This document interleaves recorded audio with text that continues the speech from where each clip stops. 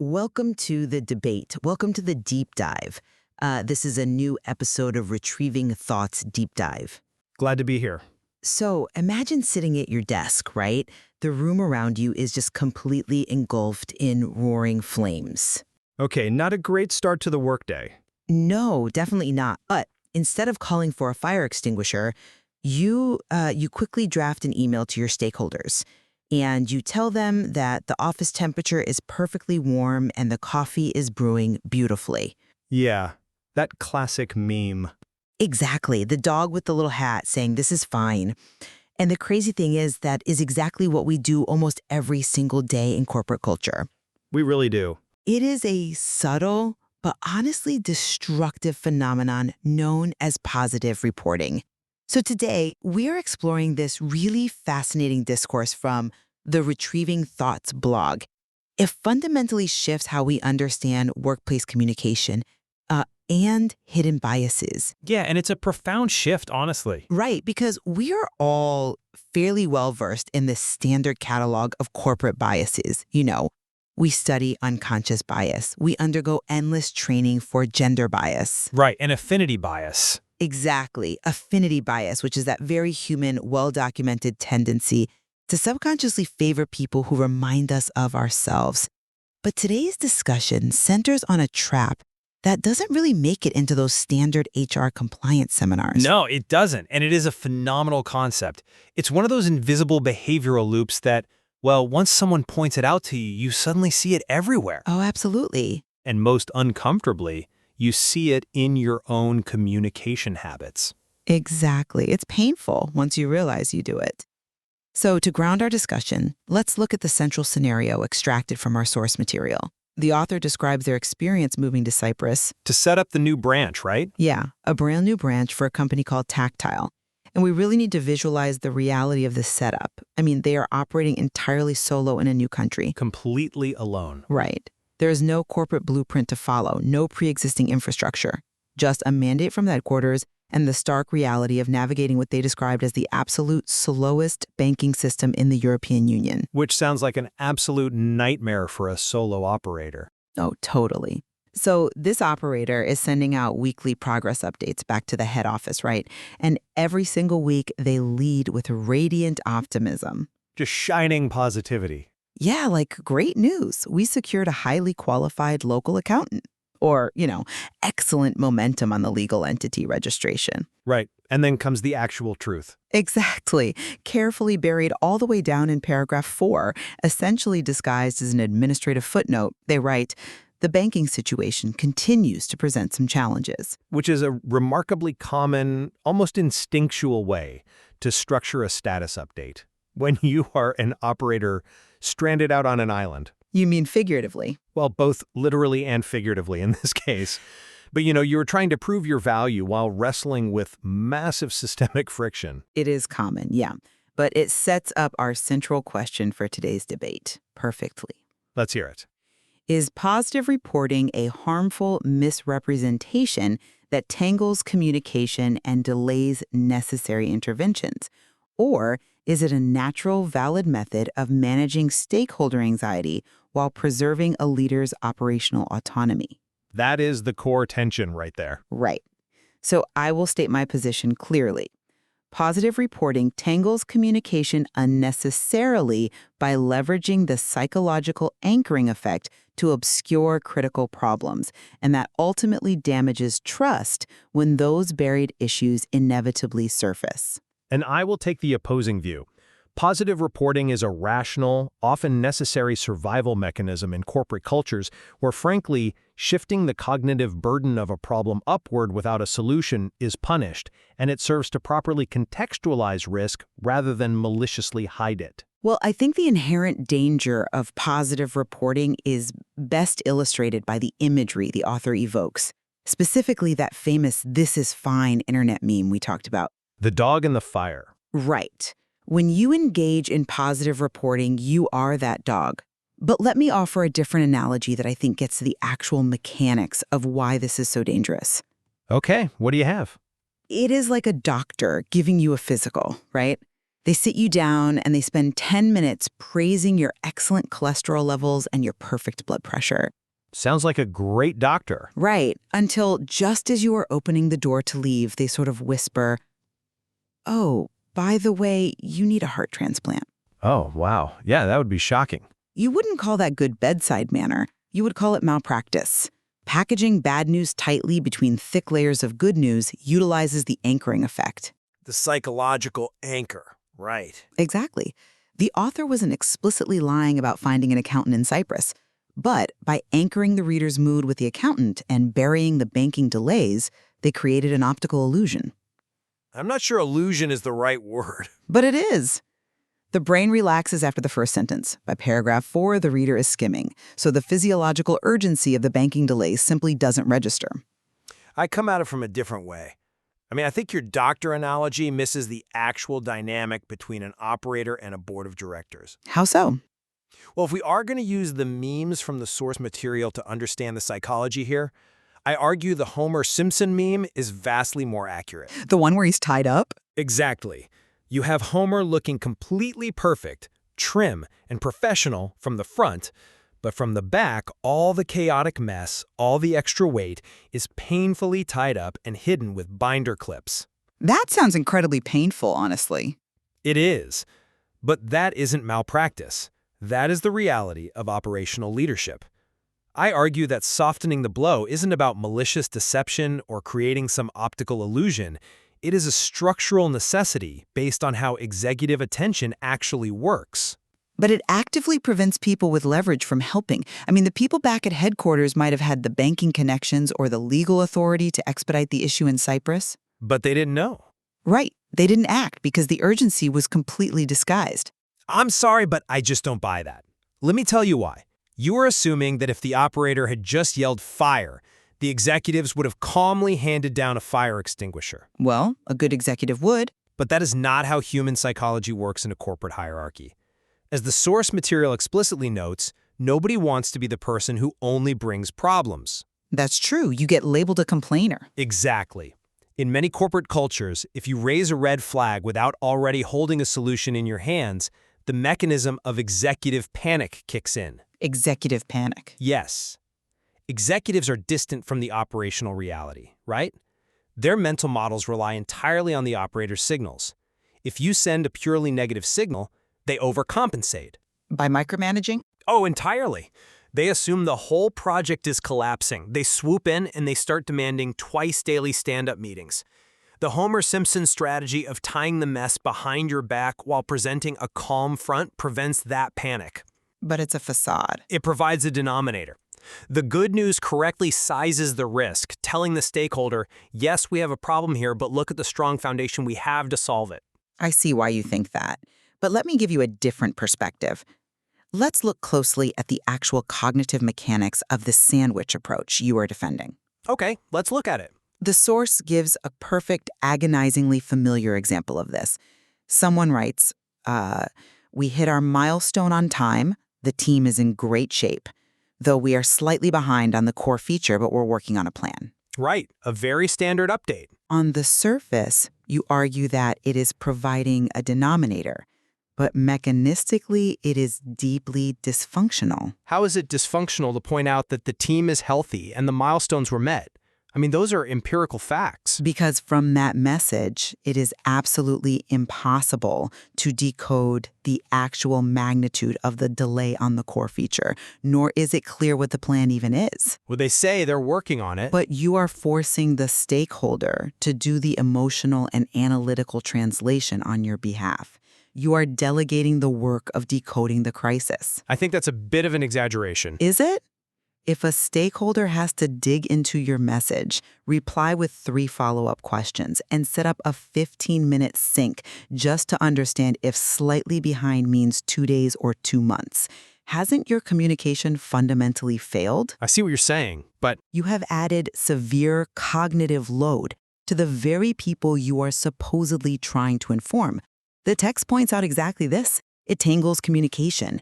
It's not contextualizing, it's obfuscating. it is only obfuscating if you view communication as the transmission of binary data points. But communication in a corporate hierarchy is an exercise in stakeholder management. It shouldn't be an exercise in manipulation, though. Imagine the alternative. You send an email that just says, "We are behind on the core feature." You have entirely stripped the context. You've essentially yelled fire in a crowded theater. Well, if there's a fire, you should yell. But the cognitive load of executive panic is far more destructive to a project timeline than the cognitive load of asking a clarifying question about a delay. The sandwich method forces stakeholders to do that much translation. Why do we keep doing it? I think that points to a deeper cultural rot. Cultural rot is a strong phrase. But it's exactly what the author encountered when they eventually moved from Tactile to a company called Playrix. Ah, yes, the Playrix rule. Right. Playrix had instituted an explicit structural cultural rule against positive reporting. The idea wasn't to stop celebrating wins or become, a relentless pessimist. Nobody wants to work with a relentless pessimist. Exactly. It was to ensure that problems aren't wearing what the author beautifully calls a costume made of good news. That is a great phrase. It really is. Playrix understood a fundamental psychological truth. When you put a costume of good news on a problem, you are prioritizing your own short-term comfort over the organization's long-term trust. Playrix had the luxury of a culture that explicitly supported and demanded that kind of bluntness. You cannot simply map that onto every organization. But it is the only dynamic that actually preserves competence. Is it, though? I think so. I have to admit, I've sent emails exactly like the Cypress one. When I was a junior associate managing my first major account, I was absolutely terrified of looking incompetent. We've all been there. Right? I would bury a missed deliverable beneath 3 paragraphs of glowing client feedback. But looking back, hiding the problem made me look vastly more incompetent when the deliverable issue inevitably reached a critical boiling point. Because they found out anyway. Exactly. Because the very first question the partners asked me wasn't, why couldn't you fix a deliverable? The question was, why didn't you tell us sooner? That is a terrible question to have to answer. It's the worst. The moment a stakeholder asks why you didn't tell them, your perceived autonomy and competence evaporates completely. It reveals a flaw in your judgment, not just a flaw in the operation. That's a compelling argument, but if you consider the incredibly high-wire act you are asking standard employees to perform, What do you mean? saying, "I have a serious problem and I do not have the solution yet," is an incredibly vulnerable, risky behavior. It is vulnerable, yes. Yes, the author learned the hard way in Cypress that honesty builds trust. And yes, hiding a mistake from a partner is bad judgment. But blunt honesty requires a pre-existing psychological safety net. We have to look at the mechanism of self-preservation. You don't think testing that safety net is part of the responsibility of leadership? I think an operator working solo in a new country or a junior associate in a competitive firm is highly vulnerable. Sure, the stakes are high. Extremely high.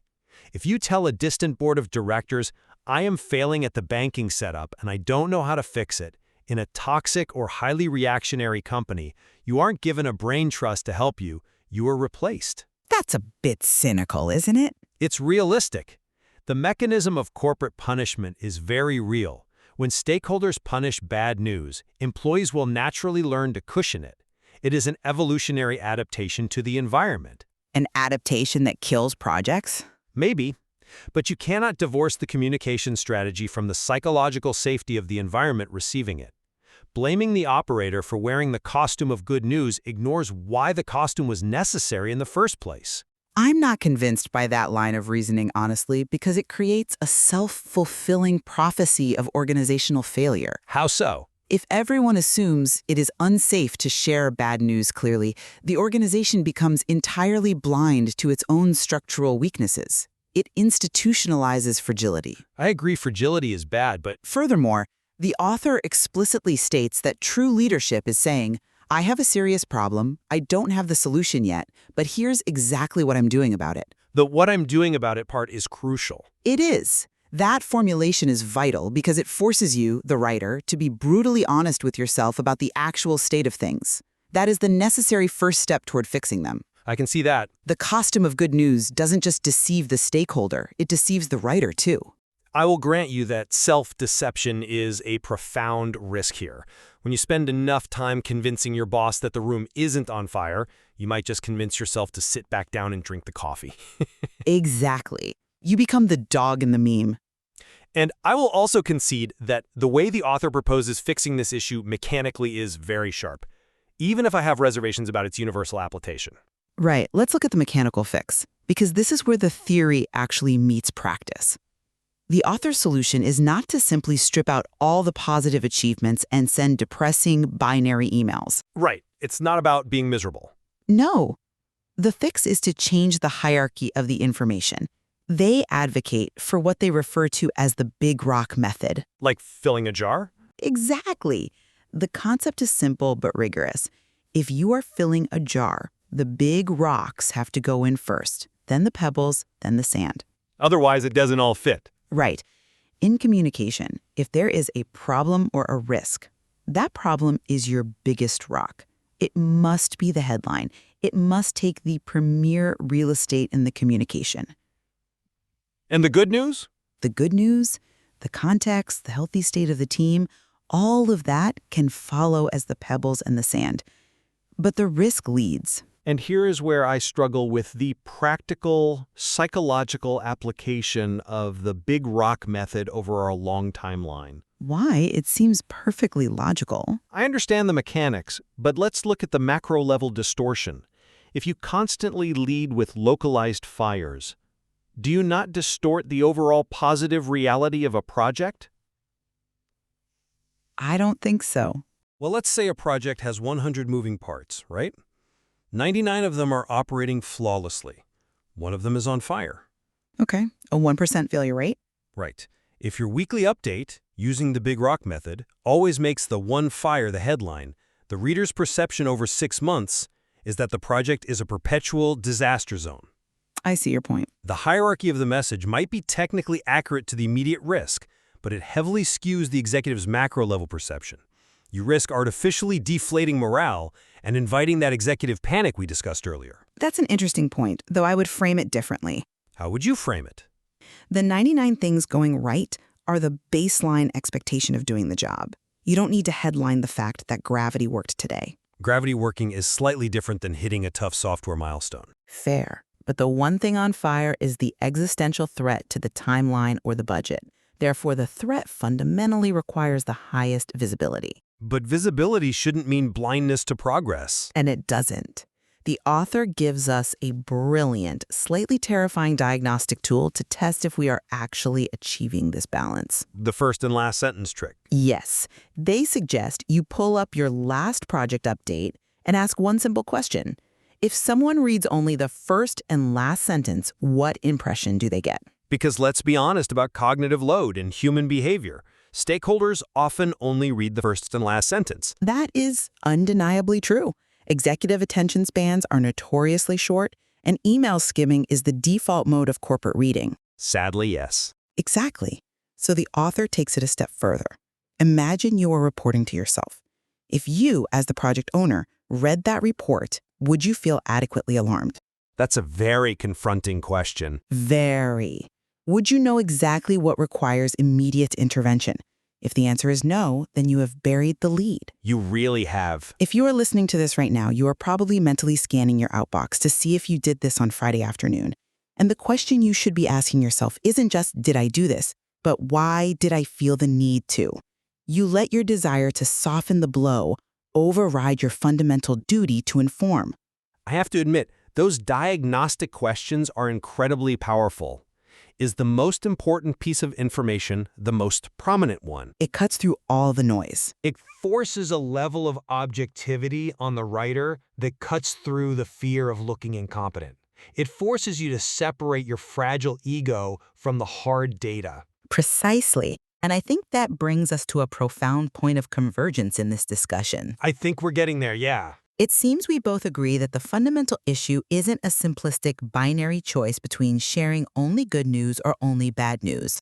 No, it's not binary at all. It is about ensuring that the architecture of the message serves the reader's need to understand reality, rather than serving the writer's ego or their desire for short-term emotional comfort. I'll concede that the Big Rock method brilliantly clarifies the data and forces a necessary intellectual honesty on the writer. But But I still maintain my reservation that without careful implementation, it can leave vulnerable employees exposed in toxic cultures that punish candor. It is a tool that requires an environment capable of handling it. that's a fair caveat. However, going back to the Playrix rule against positive reporting, I think you articulated its true value earlier. It isn't about enforcing a culture of pessimism. Right, not at all. It is about building an environment where the phrase, "things are fine," carries actual, verifiable weight. If bad news is always delivered clearly, prominently, and without a cushion, then when a report finally comes in saying things are fine, the stakeholders can genuinely relax. They don't have to go digging for the banking delay in paragraph 4. Exactly. That kind of institutional trust is worth vastly more than the fleeting comfort of a cushioned, disguised message. But I agree entirely that self-deception remains the ultimate danger. It truly is. It's the ultimate return on investment for transparency. Which brings us to the core insights we can draw from this deep dive into the Retrieving Thoughts blog. Let's summarize. First, we need to recognize positive reporting for what it is. It is a hidden, implicit bias, where bad news is deliberately costumed in good news, which tangles communication, shifts the cognitive burden of decoding onto the reader, and prevents effective problem solving. Second, we have to dismantle the persistent myth that hiding a problem behind a binder clip protects our professional image. It actually makes you look far more incompetent when the truth inevitably surfaces because it indicts your judgment. Yes, exactly. True leadership is having the courage to say, "I have a problem, I currently have no solution, but here is exactly what I am doing to address it." And finally, the actionable takeaway. To catch yourself falling into this trap, rigorously evaluate the hierarchy of your messages. Use the diagnostic questions. Right. Ask yourself if the most important piece of information is actually the most prominent. Utilize the Big Rock method. Lead with what matters most. Headline the risk and let the good news follow as the necessary context. It requires immense discipline and, frankly, a bit of bravery, but it is the only way to build enduring operational trust. Absolutely. For those listening who want to examine their own reporting habits and perhaps rethink their next status update, the link to the full Retrieving Thoughts article is in the description. It's definitely worth a read. I highly encourage you to explore the text further.